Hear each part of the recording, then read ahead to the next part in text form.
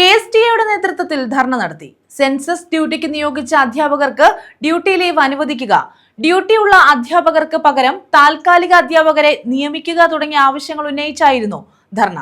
കൊല്ലം ചിന്നക്കടയിലാണ് ധർണ നടത്തിയത്.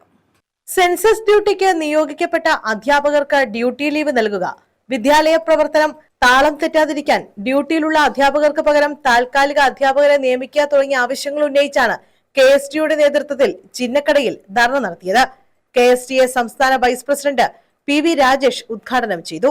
കഴിഞ്ഞ 10 വർഷം കൊണ്ട് പൊതുവിദ്യാഭ്യാസ മേഖലയിൽ ഉണ്ടായ അഭൂതപൂർവമായ വളർച്ചയെ തുരങ്കം വയ്ക്കുന്ന പ്രതിലോമ നടപടികളിൽ നിന്ന് സർക്കാർ പിൻവാങ്ങണമെന്ന് PV രാജേഷ് ആവശ്യപ്പെട്ടു.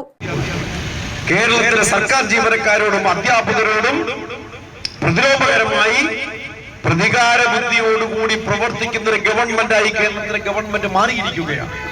ജീവനക്കാരെ തലങ്ങും വിലങ്ങും സ്ഥലം മാറ്റുകയാണ്. സാധാരണയായി അധ്യാപകരെ അങ്ങനെ സ്ഥലം മാറ്റാറില്ലായിരുന്നു. പക്ഷെ അധ്യാപകരെയും നോക്കിപ്പിടിച്ച് സ്ഥലം മാറ്റുന്ന നടപടികളുമായി ഗവൺമെന്റ് മുന്നോട്ട് പോവുകയാണ്. KSTAയുടെ സംസ്ഥാന സെക്രട്ടറി സഖാവ് BJ ബിനീഷ്, അതുപോലെ തന്നെ മറ്റു സഖാക്കൾ ഒക്കെ തന്നെ ഇത്തരത്തിൽ സ്ഥലം മാറ്റത്തിന് വിധേയമാവുകയാണ്. പ്രതികാര ബുദ്ധിയോടുകൂടി അധ്യാപകരെ സസ്പെൻഡ് ചെയ്യുകയാണ്. ഏറ്റവും മികച്ച കേരളത്തിലെ ഏറ്റവും മികച്ച പ്രിൻസിപ്പളായിരുന്ന പൊതുവിദ്യാഭ്യാസ സംരക്ഷണ ഏജൻസിന്റെ ഭാഗമായിരുന്ന സഖാവ് S ജവാദിനെ സോഷ്യൽ മീഡിയയിൽ ജനാധിപത്യപരമായ രീതിയിൽ പ്രതികരിച്ചതിന്റെ പേരിൽ അദ്ദേഹത്തെ വിരമിക്കാൻ ഒരു ദിവസം ബാക്കി നിൽക്കെ സസ്പെൻഡ് ചെയ്തൊരു ഗവൺമെന്റാണ് കേരളം ഭരിക്കുന്നത്. അപ്പൊ അധ്യാപകരോടും ജീവനക്കാരോടും പ്രതികാര ബുദ്ധിയോടുകൂടി പ്രവർത്തിക്കുന്ന നയങ്ങളിൽ നിന്നും ഈ ഗവൺമെന്റ് പിന്മാറണം.